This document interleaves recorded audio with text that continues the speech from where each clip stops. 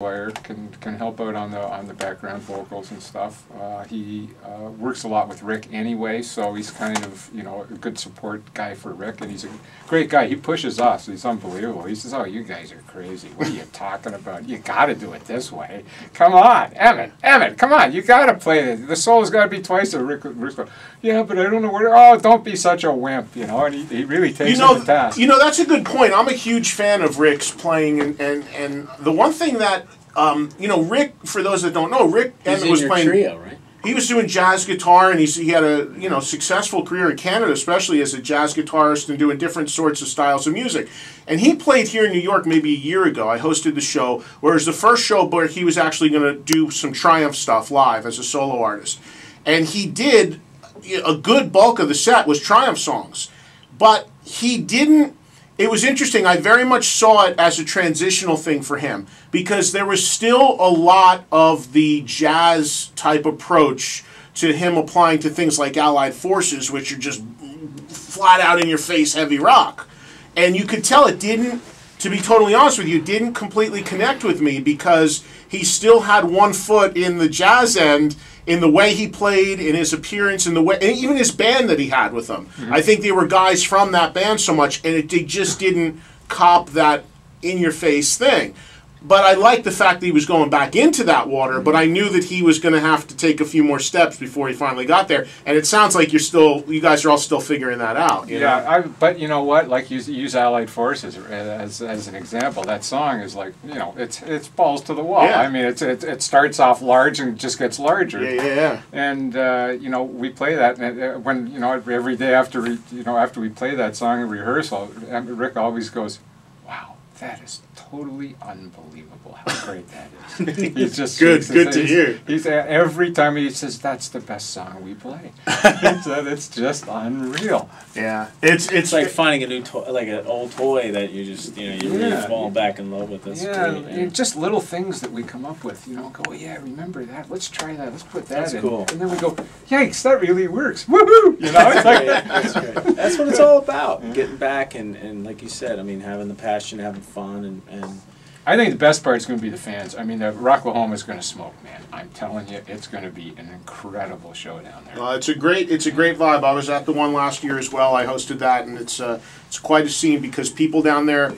people in that part of the country, they don't get every single show. Living here in the New York, New Jersey area my whole life, you know, you get kind of jaded and spoiled, and it's like, yeah, this guy's here this night, 3 shows that night, whatever. But you take that for granted, and you don't realize that those people don't get that. So it's that, and it's also, like you said, the scene, people camping. It's just it's a hang. You know, everybody comes in and sees the bands they want to see, and you know, at night the big guns come out, and it's really a lot of fun. So do they have beer down there? Yeah. Are you kidding? A lot. They do. Yeah, You'll have no problem with that. There's a pipeline. There's the Alaskan pipeline. There's a pipeline from Anheuser-Busch, from St. Louis straight down. There's a ticket category that you can buy that's unlimited beer and food the whole weekend. And you know those people that bought that package right away. Oh, from a mile away, you see them coming. You can smell them, hear them, you do whatever. We grab a couple quick calls from Mike Levine of Triumph, who's in the studio. You'll get beer at Rocklahoma. You can't get it here, unfortunately, but until Wayne comes in, I don't know what else to do. Well, we got to wait for either Wayne or hopefully Richie Kotzen gets the message, so we'll see. Let's see. It's Larry in Linden, New Jersey. Larry. Hey, you're on with Mike Levine. Hey, Larry, I'm doing great. How are you?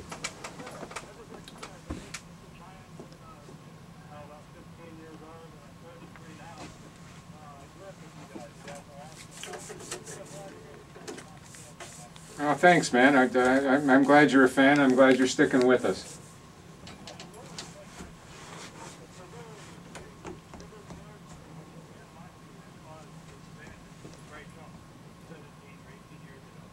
There was it was a variety of things. It wasn't one specific incident, or it's problems with the record company, problems internally ourselves.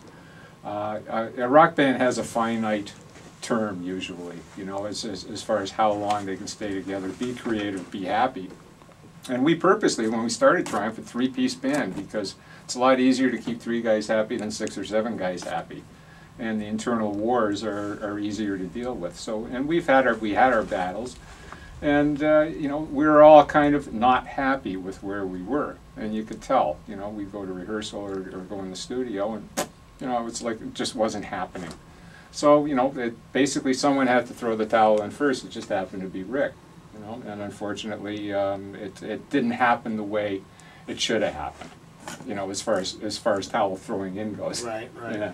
And you know, so there was a lot of animosity between all of us about it. And what we've managed to do is, because you know, after 17 years, you do grow up a lot. You hope, you know, but still be a kid at the same time. Right. We've agreed never to talk about it. We all apologize, saying, hey, you know, we all screwed up. Boom, end of story. Right. All right. Well, I guess that's the best way to handle it going forward. You know, just start fresh, Triumph '08, relaunch, and see where it goes. We can create all new wars amongst I agree with what you said. But I agree with what you said. Some relationships do have like a shelf life. Yeah. It's kind of hard to explain, but you know, I could see it. I think 50% of America's marriages have a shelf life too, from apparently the current divorce rate. So. You wouldn't get in this. No, we don't have time. We're just dancing around the fire. That's another radio show. We could easily go into a whole other world here. Mike and I can go off on tangents like you couldn't believe me in Piazza. Yeah, we have a lot of similar views on things. We could get we have these discussions. By the way, if anybody ever taped our phone calls, they wouldn't believe it because we have these discussions on the phone. But I always say to Eddie, I go, it's like, you know, when you discuss, it's like a big Italian family. You sit around, you talk politics, and and at the end of the day, you go, "What are you gonna do?" Exactly. That's how the conversation usually ends. Solve all the problems of the world. Oh, this guy, there's taxes, that politics, this he rocked out. What are you gonna do? Exactly. You go home. Right. Jeff in Brick, New Jersey. What's up, Jeff? Hey, man. Hey, Jeff. Hey, what's up, Jeff? Hey.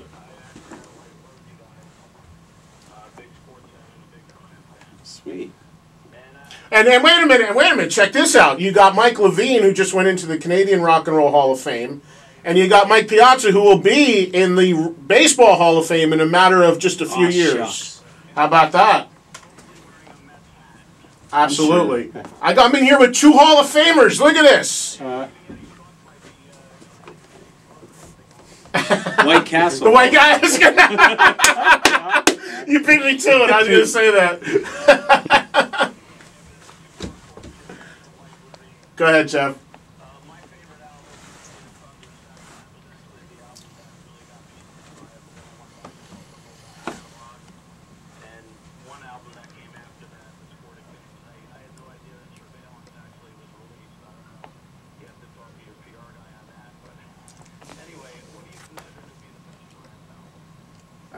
That's really a tough question, just because every Triumph album was the best Triumph album when it was finished.